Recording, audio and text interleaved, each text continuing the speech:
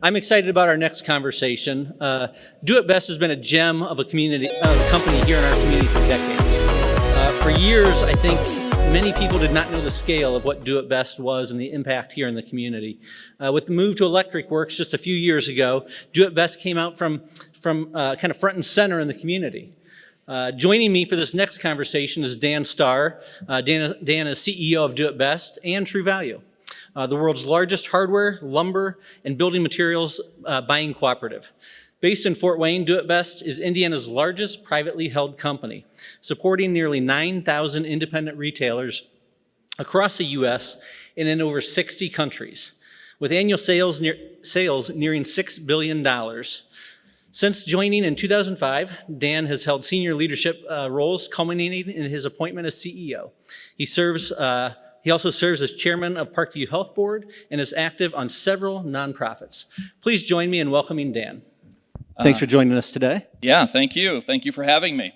Good to be here. So let's start at the beginning. For those that don't understand or are familiar, let's talk about the story of Do It Best, how it started, where it began, Sure. And how it grew into the international brand it is today. Happy to do that. I have thought that Do It Best, formerly known as HWI, has been a quiet little secret within Northeast Indiana for many, many years. Hopefully we're changing that a little bit, but it started in 1945, and it started as Hardware Wholesalers, Inc., and our operations at that time were in a warehouse facility. I have always been told, part of corporate lore, that it would have been in that Fryman Square area before it turned into a park, roughly about where the statue is of Anthony Wayne, approximately right under the horse's rear end, is what I was told. That's where we started. And we were distributing hardware, building materials, lumber, to independent hardware stores, home centers, lumber yards in Indiana, Ohio, and the state of Michigan. That's how we got our start, by a group of about 100 different independent retailers in 1945. And we just really grew from there. We're still doing that, but we've grown quite a bit since then. Yeah, so I know 65 countries, 9,000 stores. That's pretty amazing. Yeah, we just closed our fiscal year, and well, I know we'll get into it, but we acquired True Value halfway through this fiscal year. Our fiscal year runs from July 1 to June 30, roughly. So we just finished up our fiscal 25, and on the Do It Best side of the business, we did about $4.35 billion in annual sales.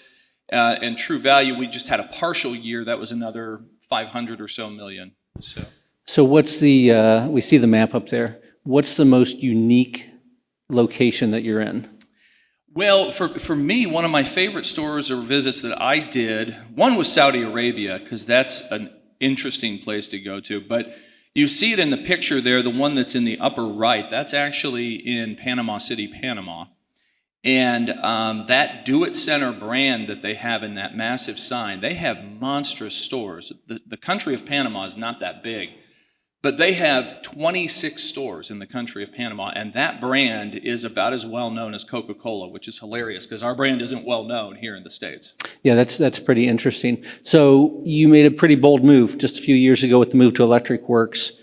Why was that the right decision for the company? Well, there were really a couple drivers behind it. I think it was, the benefit of hindsight, I think it really was the right decision for Do It Best. The rationale at the time was that we really needed to do a better job on attraction and retention of talent. That was the key long-term issue that was critically important to us that really triggered the idea we ought to consider this. A couple other thoughts. We were in, can I get a feel for the audience here? Absolutely. Has anybody in this audience ever been to the Do It Best World Headquarters that was on Nelson Road? Oh, okay. All right. A lot more than I thought. So you know why we moved. It was a dump. So you already get a feel for that. It was a former warehouse facility. This actually makes it look good. But it was a former warehouse. It was our first warehouse. Those might be the only windows in the building. Yeah, you're right. Those, and kind of on the other side, 2 windows that were coveted by HR. That's about it. But That first building was constructed in about 1947, 1948, added on to about 6 times. It was not ever designed to be an office space, a headquarters office space. It was our first warehouse. It's just that we shut it down as a warehouse in the early 80s, and we have a fairly fiscally conservative approach. Once we shut it down as a warehouse, we just started building out office space and continue to grow from there until we moved a few years ago. I remember going to your office back when it was in that building, right in the middle of the building, not a window to be seen, no daylight to be seen. I've told people it had to be the worst CEO's office in town. Thank you. But now the move to Electric Works, you've got one of the best. It's better. It's better, but that was a choice. It was intentional to relocate the executive offices in that old building to the center. We thought that was a better message to the team, that we wanted to be centrally located, even though it was windowless and a little bit depressing. We wanted to be right there in the midst of the team. So how has going to Electric Works kind of changed the trajectory of the company, changed the culture? Culture is a big thing. We were just talking about that in the back. Talk about just space in general, how that's impacted the company. In my ideal world, it would not have changed the culture at all. I love our culture. I have always loved our culture. My hope was to perpetuate that, but to do it in a new environment that was just more conducive to not just attraction and retention. Every dollar that I felt like I had to spend or authorize to be spent on improving or making that building on Nelson Road a better office space, it felt like a wasted dollar. So I hated that. And there was significant investment that was going to be required. But what changed, I would say, was not culture. It did change our recruiting profile. When you put a giant Do It Best sign where that GE sign used to be, you can't help but get a little bit of attention. I think particularly for the next generation, when they come and visit our facility and they walk through our offices, we have people who want to come work for us in many ways because of who we are and our culture. But they don't have to somehow get over a warehouse. It's not a preventer. They look around at the quality of place in Northeast Indiana, which is drastically improved, and they look at our facility in particular, and it is an attractor. It's doing what it was intended to do. So we looked at the map of where you're doing business selling around the world. We had a conversation earlier with Colin from the International Center. You're not just selling internationally, your supply chain is international. It is. Can you talk a little bit about that role? Because people sitting down in Electric Works are buying from all over the world. They are, yeah. We have buyers. Merchandising is a large part of our organization, and we have a great many people who are dedicated to supply chain. Part of that function is a buying function. We source directly from overseas, so whether it is from China, from Southeast Asia, from India, from Mexico, there are many countries that we directly do business with. We have an office in mainland China, in Hong Kong, where they do a lot of negotiating as well as engineering and testing for sourcing of product, and we routinely take trips to China to do factory tours. So there's a lot of activity from a sourcing standpoint that we do internationally. So a little bit off script, but I talked to Colin earlier about just the ups and downs of what's going on with tariffs and trade. You're living it every day. Can you give a little perspective on what you see going on right now? Yeah, well, I suppose, I don't know if I'd say it's a good thing. It's just we've been through this before. In the first time this administration came in and had tariff activity, this seems to be more active.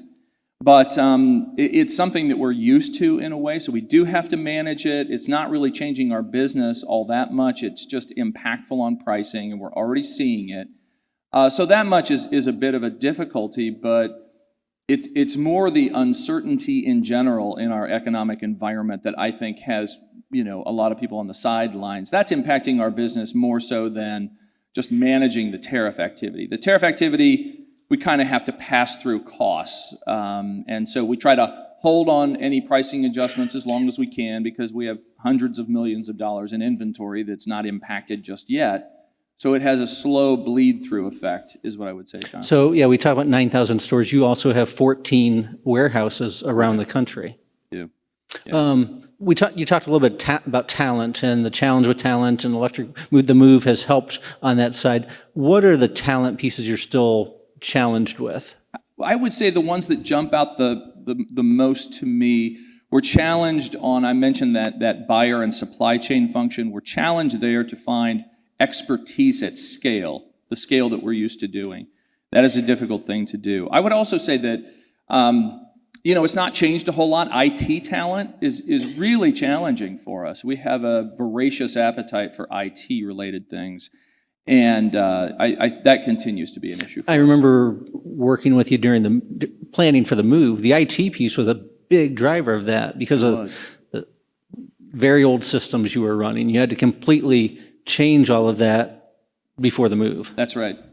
We did change that. We cut over, but at the same time, we were working on migrating from a mainframe environment to an ERP system run by the Oracle product Fusion, and that we launched in February of this year. So aside from the acquisition activity, we also launched an ERP. I'm guessing there's not too many people in the room running a mainframe still. Probably not, maybe a few. They are very reliable machines. I don't want to knock them too much, but they are brittle, hard to work with. They run their routines. They're a workhorse, but you really don't, there's no flexibility. You don't change with it. No. Speaking of change, True Value, huge acquisition, huge change for you, a lot of opportunity for the company. Can you talk about just that process, right? They're in bankruptcy, and you decide, let's go acquire them. Yeah, can I give you just a short behind the scenes? You can give the long behind the scenes if you want. Okay, so this goes back to a little over a year ago. It was early August. My wife and I had just left to go on a week-long vacation. It was a Saturday. We arrived, we checked in, and that afternoon, somewhere around 5 p.m. or so, I got an email, and once we got in, I was just checking my email. And there was this blind solicitation from a broker, and I think you were just talking earlier that projects come under code names. This was no different. I got an email in my inbox that was under project codename Stud of a business for sale.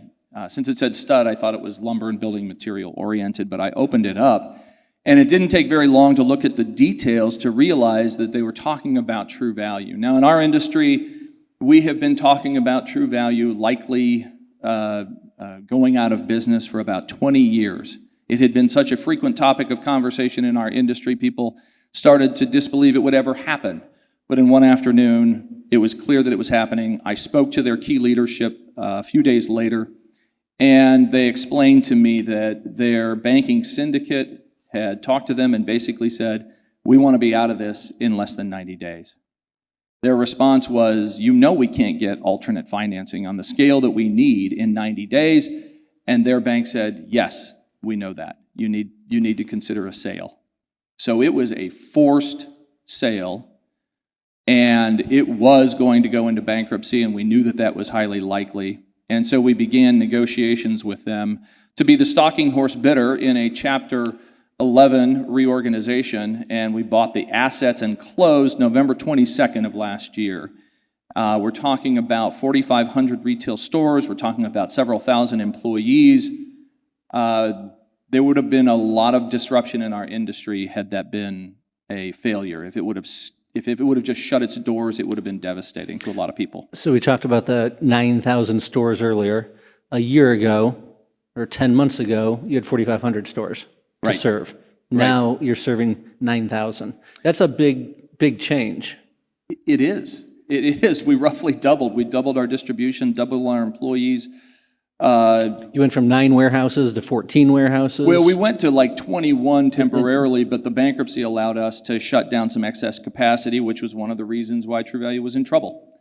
So the bankruptcy really enabled us to reject a number of contracts. Some of those were long-term leases for warehouses that made no sense. So we did a lot of work to restore supply chain and right-size some of the significant expenses. And the True Value model is different. Your stores are co-ops.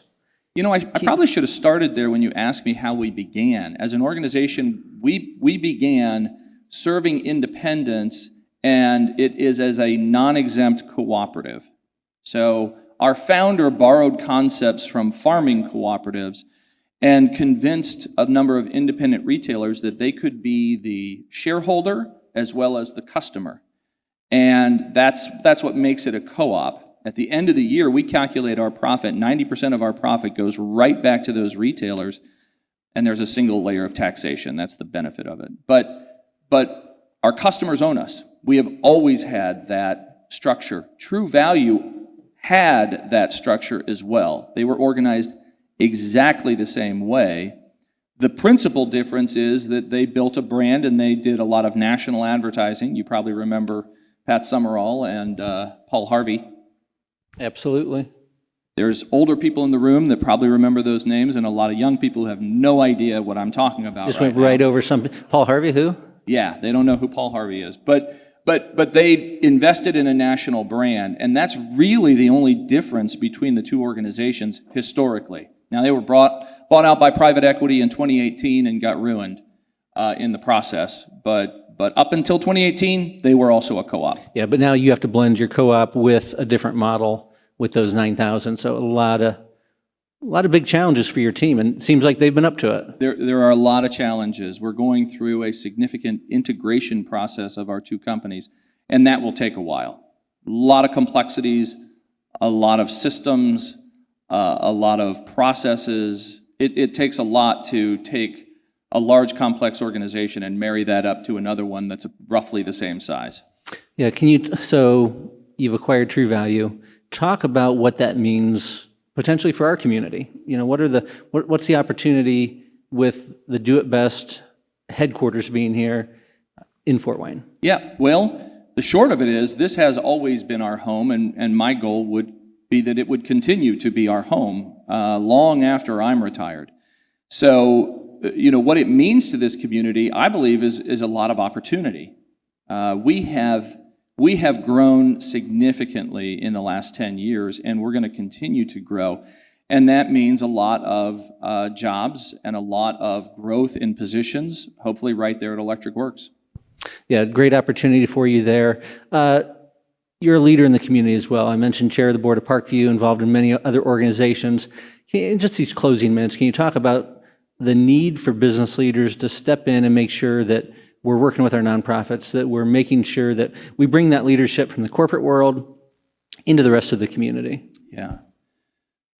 I'll try to give you a tight 1 minute on that, John. That's a tough question right there, but I don't know. I tend to, for us, it's a cultural thing that in a servant-led organization, which is what we claim to be, which is what we aspire to be, that you serve, of course, the customer, or in our language, the member.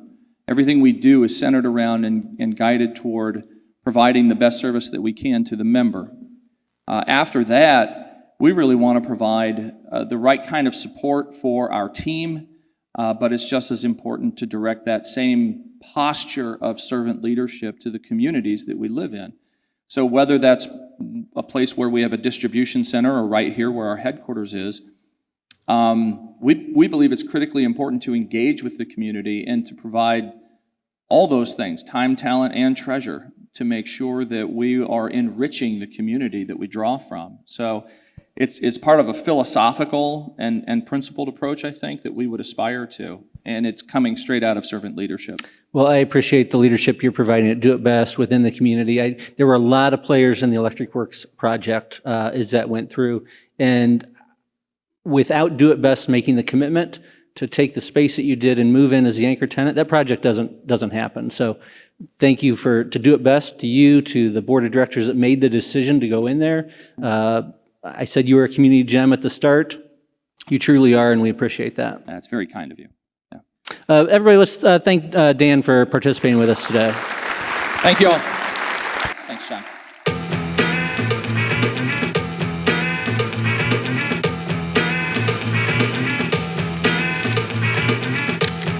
Okay, thank you all for sticking with us today. As our time comes to a close, I want to thank you for your time and energy today. You made a choice this morning when you woke up. Where do you want to spend your day? And you spent it with us, and we truly appreciate that.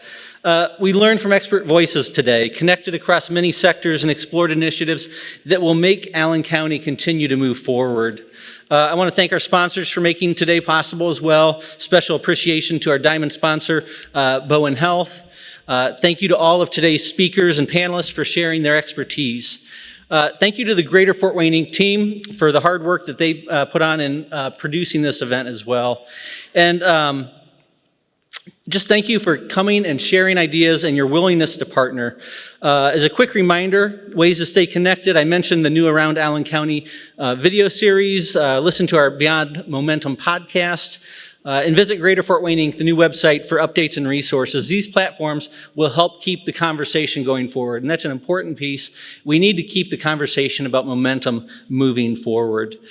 Please join us for the closing reception out in the main hallway here in a few minutes, sponsored by the Upstate Alliance of Realtors. It's a great chance to continue these conversations, make connections, and network. Before we end, I want to give special recognition to someone in our organization, very special to me and all of us. Today is Ellen Cutter's final day with Greater Fort Wayne Inc. Ellen, join me up here.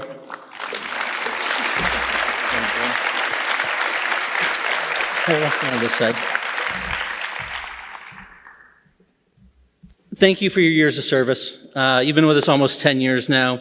You've helped set a high standard for strategy, collaboration, and more importantly, results here in the community. We're going to miss you. We're all better for having worked with you, and we are grateful for the momentum that you've helped build. Thank you. Thank you, John.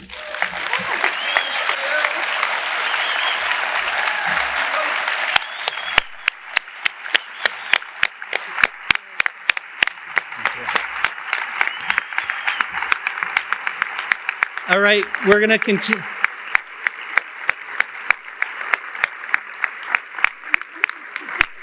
Together, we're going to continue to write the new chapters and growth here in Allen County. So thank you very much. We appreciate all the partnership that you have with us.